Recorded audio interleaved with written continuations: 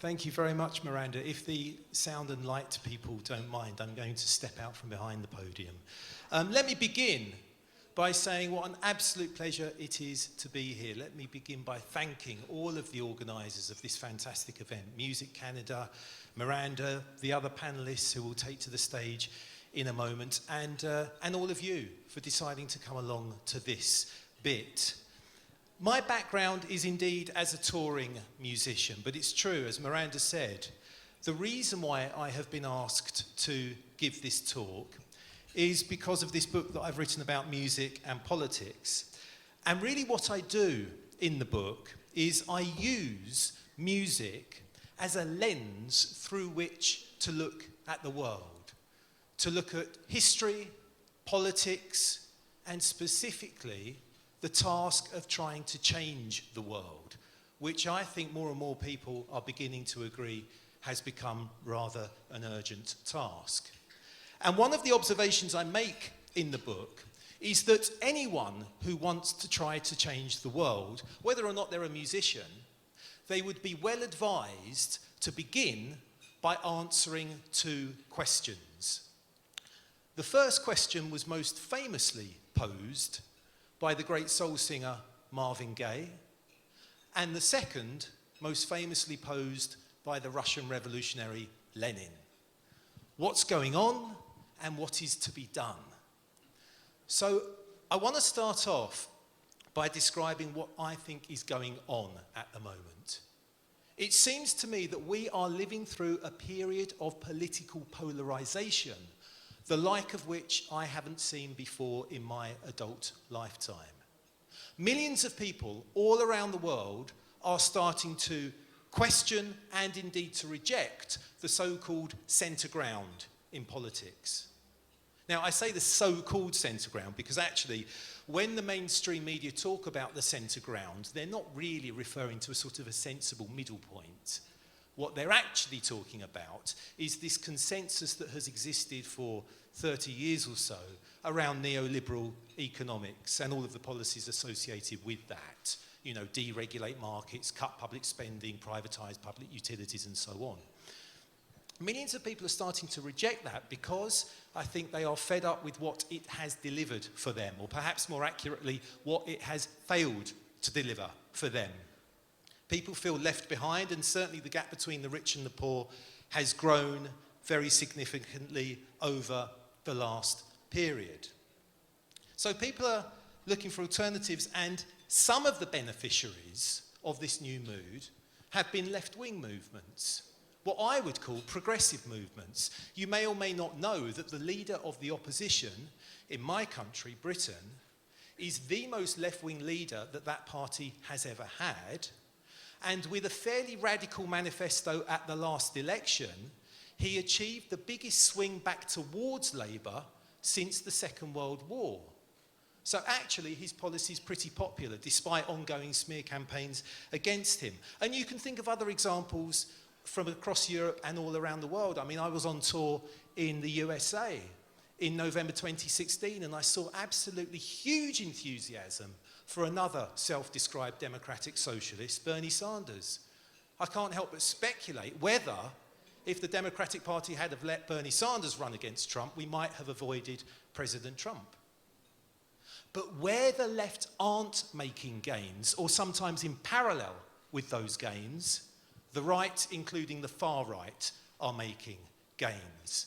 Certainly you can see that in the Trump administration, you can see it in Brazil. There are actually Nazis back in the Reichstag for the first time since the Second World War. They're not in power in Germany, but they are winning seats in the parliament, which is absolutely terrifying. So, what is to be done? Well, there are, of course, many things that can and must be done to make sure that the positive side, the progressive side of this period of polarisation wins out, to make sure that we pass a better world on to future generations. I mean, I think in a sentence, it's incumbent on all of us, wherever we live and whatever we do for a living, to get stuck in to the struggle for a better world. Now, what I argue in the book is that one of the battlegrounds in this struggle for a better world is culture.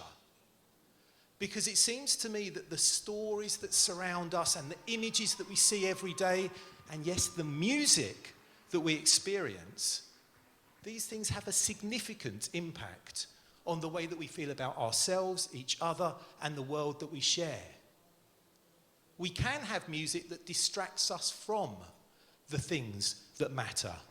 Music that stirs up tribalistic enmity between people.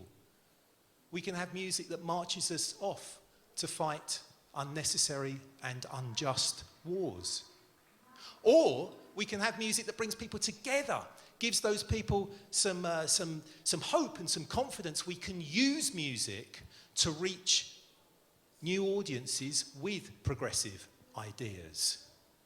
Now, one of the most important music-led political campaigns in recent British history was a campaign called Rock Against Racism, which reached its peak almost exactly 40 years ago. One of the founders of Rock Against Racism, David Widgery, a guy called David Widgery, said this about the experience. He said, "Our experience had taught us a golden political rule. How people find their pleasure, entertainment, and celebration is also how they find their sexual identity, their political courage, and their strength to change." Now, I believe that that remains true, which is why I think that this is such a fantastic session for Global Forum to have organised. What we are talking about this lunchtime matters. And let's be honest, people who work in the music industry, I think, are sometimes among the last to really think through carefully about the social and political impact of the things that we do. I mean, certainly compared to those right at the top of society with huge amounts of power, I think that we are playing catch-up, because I think they have understood the political power of culture for quite some time. You can probably all think of examples of the state banning music events. I'll give you a couple of examples from my country. Grime has, of course, now broken through into the mainstream. I'm sure you're all familiar with the genre that came from London not so long ago. I mean, certainly in Britain, the biggest grime artists are huge celebrities now, more or less household names, and the genre is being exported all around the world, which is absolutely fantastic.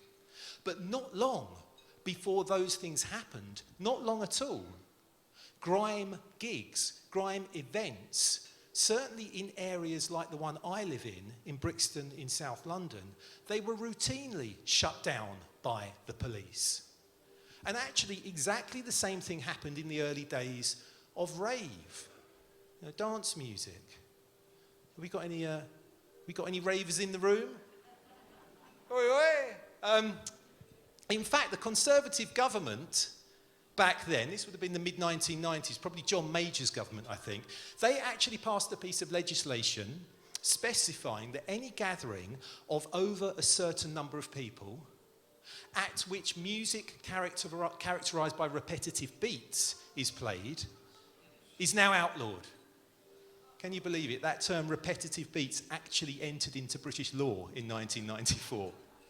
Now, what the police will tell you is that they were simply responding to complaints about a disturbance to the peace. Nothing more to it than that.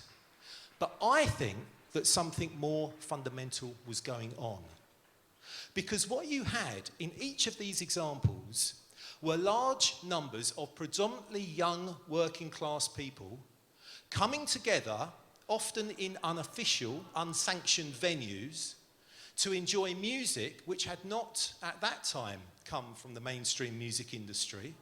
I think the authorities felt that they didn't understand it. They were worried they couldn't control it, and so they decided they were going to try to shut it down. Now, when I did some research for this book, what I discovered is that this sort of thing has been going on for hundreds, if not thousands, of years. This situation where you have an establishment who are fundamentally suspicious of ordinary people and who therefore try to clamp down on the music enjoyed by those ordinary people. And therefore, to make sure that the discussion that we're going to have this afternoon has a proper sense of historical perspective, I would like to share with you, if I may, an example from 12th century Europe, where the establishment was made up of the popes and the abbots of the Catholic Church and the feudal lords. And this was an establishment who were quite worried that ordinary people might indeed rise up and demand a better lot in life. I mean, conditions for most of us would have been pretty grim after all. And therefore, what the establishment did was they quite aggressively peddled the message that the social order is ordained by God. The implication, of course, being that any attempt to change the social order was not only futile, but blasphemous. So don't even think about it. And they used music to reinforce this message. They commissioned composers to compose music which they hoped would encourage people to gaze upward in quiet spiritual contemplation. And they banned or marginalised any music which they thought might get those same people thinking about worldly pleasures. Now, repetitive beats weren't yet a problem, but they decided that certain combinations of notes were. Certain intervals, as we musicians call them. In fact, the most unstable sounding, the most unsettling sounding interval. Are there any musicians who want to show off and shout out which interval I'm thinking of? Go ahead. There you go. Well done. Top marks to you, sir. The tritone. There's actually a few musical names for this, aren't there? The tritone, the augmented fourth, the diminished fifth. Well, famously, during this period, it was also labelled Diabolus in musica. The devil in music. Now, for the non-musicians, I've borrowed this guitar so you can hear this devilish sound. Prepare to be terrified. You better put your wine glasses down.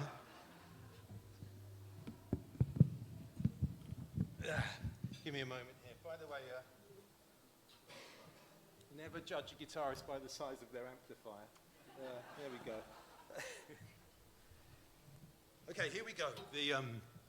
The tritone, augmented fourth, diminished fifth, otherwise known as the devil in music.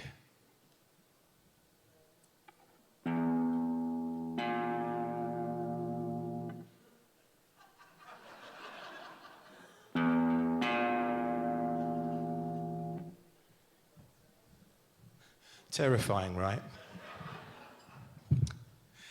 Of course, it doesn't sound scary at all to us now. It's been used a lot in the music of the intervening centuries. There's lots of famous examples. There was a good suggestion down the front, Black Sabbath.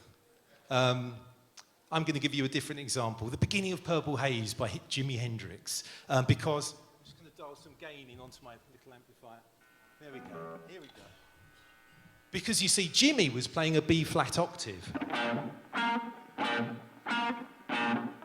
But the bass player was playing an E. So once you hear them together, what you get is the devil's interval.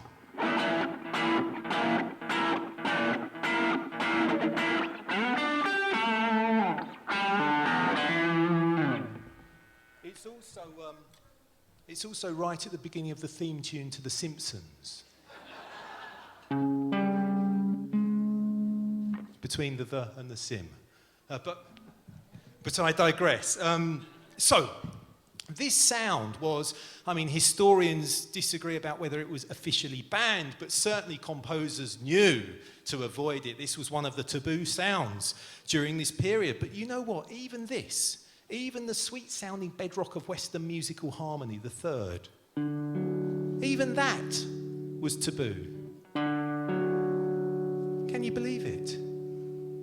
Now, what do you think ordinary people did about these restrictions? Hazard a guess.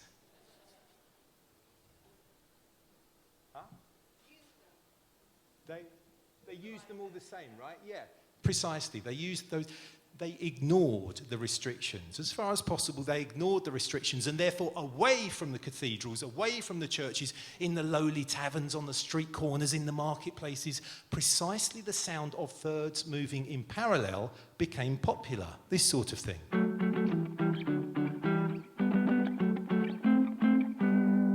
Except, of course, it wouldn't have been played on the guitar. It would have typically been two voices singing in parallel thirds, or two copper horns called lyres that were very popular at the time across Europe. The lyre, by the way, is noteworthy because it's the only instrument that I know of, at least, that has a butter named after it. Lurpak. It's probably only the British delegates who know what the hell I'm talking about right now. So, can you see, this was the rave or the grime of its time. Loved by the people, loathed by their rulers. And this musical standoff lasted for nearly 200 years, until famine swept across Europe with plague in its wake. Conditions for ordinary people became completely unbearable, and so they did start to rise up.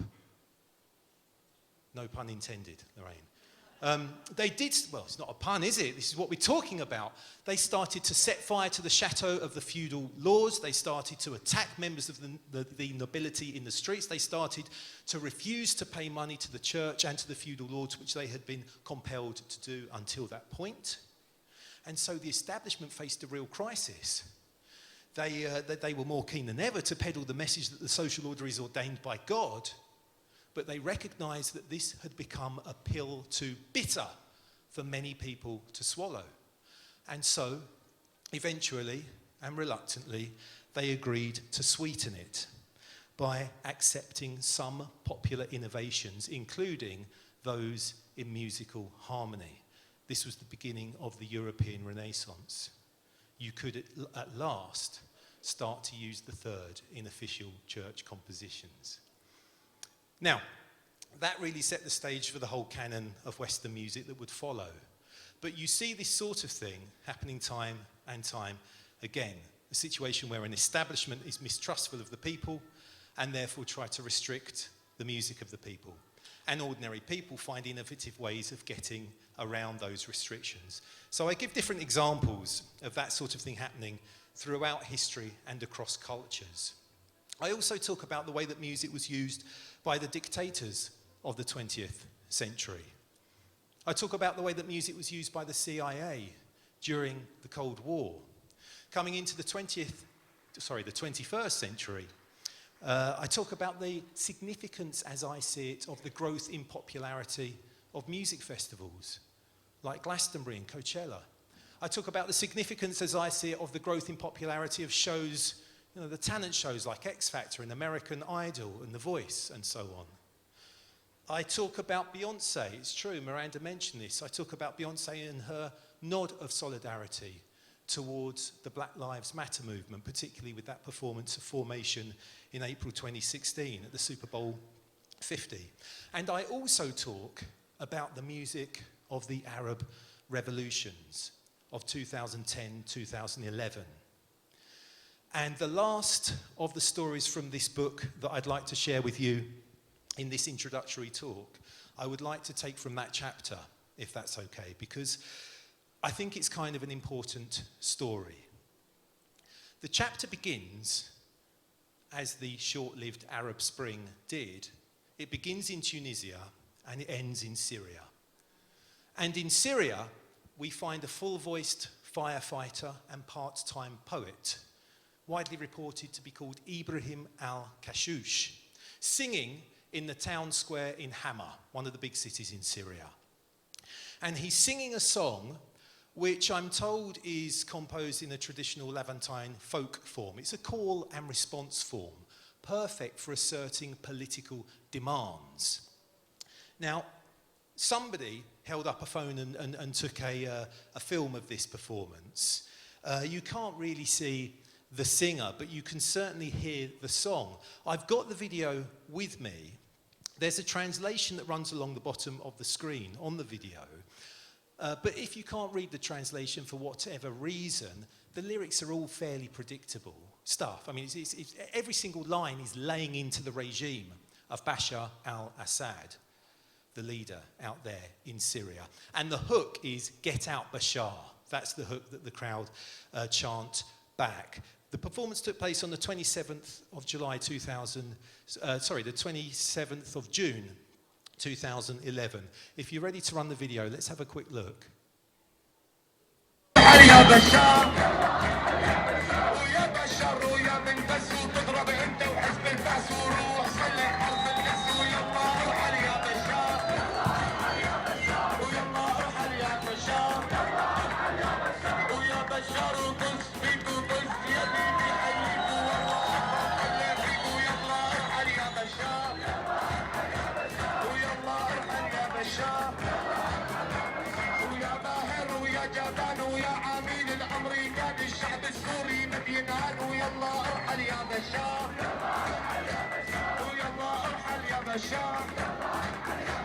وبدنا نشيل لبشر بهمتنا القوية سوريا بدها سوريا بدها وبدنا نشيل لبشر بهمتنا القوية سوريا بدها سوريا بدها وبدنا نشيل لبشر بهمتنا القوية سوريا بدها سوريا بدها. There you go. As I say, that performance took place on the 27th of June 2011. I'm afraid the regime responded quite quickly.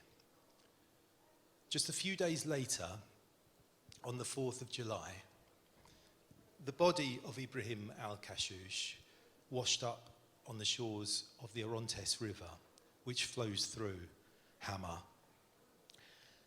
And it was quite clear from the way in which he had been murdered that he had been murdered precisely because of the performance we just saw. Now, I felt that it was important to include that story in my book because some people say to me, "Dave, music doesn't really change the world. The best that musicians do is provide a soundtrack while other people go out and try to change the world." And you know what? Very often that's true. Very often that is the best that musicians do. But what the music of the Arab revolutions reminds us of is that sometimes music and musicians have been absolutely central to critical moments of mass struggle. They have helped to give confidence to long oppressed people. They have helped to unite people around a set of political demands. And some of them have paid the highest possible price for their courage. Okay, let me start to wrap this up by saying what I think all this has to do with us here today. Let me try to make some concrete suggestions about the sorts of things that I think we should try to do in order to ensure that music enriches the lives of all of us and makes the world a better place, rather than just lines the pockets of a few of us. The first thing to say is that progressive political change, and indeed great music, tends to come from the bottom up. It tends to come from the grassroots. And therefore, I believe that we should argue for a politics that redistributes wealth and economically empowers and helps poorer communities. Is that slide going to come back? Can we bring the slides back? There we are. Feed the grassroots. We've got to look after the grassroots. And some of the things that help should include is the proper funding of music education, the proper funding of cultural events that bring communities together, support for the sorts of venues that those things can happen in. And I think we need to make sure that everybody is accessing these resources, you know, not just the richer kids in a particular neighbourhood, not just the boys, not just able-bodied people, and so on. So that's the first thing. Let's look after the grassroots. The next thing to say is that those of us who do work in the music industry, I think we need to make sure that we have kicked our bad habits. Karl Marx once called old-fashioned ideas and old prejudices the muck of ages. And I think we need to be honest. I think the music industry has been pretty mucky over the years. I think that all too often it has tended to reflect and therefore reinforce existing power structures. You know, all too often it's objectified women. All too often it has sort of perpetuated racist stereotypes. I mean, I think that Screaming Jay Hawkins made this point very well with the cover of his album Black Music for White People. I mean, obviously that's a tongue-in-cheek satire, but he's making a serious point, isn't he? You know, if you're a music executive and you sign a young black artist, don't ask them to be more gangster if that's not who they are. If you sign a young female artist, don't try to sexually objectify her in the videos, you know? You know? Let's use music to get to know each other better, not to objectify and exoticize each other. Now, these things, of course, are going to be less likely. I mean, they won't inevitably disappear, by the way, but they will be less likely to happen if there are more people of colour and more women in positions of power in the industry. Okay, last thing. For those musicians who, and those people in the music industry who are persuaded that we should get stuck into this challenge that we face, that we should try to change the world for the better, well, come and speak to me. Let's work together. Let's support each other. But most important of all, let's get connected to the actual political movements for progress which exist. The whole of the history of politically progressive music suggests that the most effective political music is the music that comes from and then helps to strengthen the broader political movements. So let's get ourselves connected. Well, that slide didn't, there we go. Let's get ourselves connected. Okay, there are some, oh, this thing doesn't seem to want to scroll. There we go. There are some of my ideas. I'm very interested to hear what the other panelists think about this stuff, and indeed what all of you think about this stuff. But for now, I want to thank you all very much for listening so respectfully. Thank you.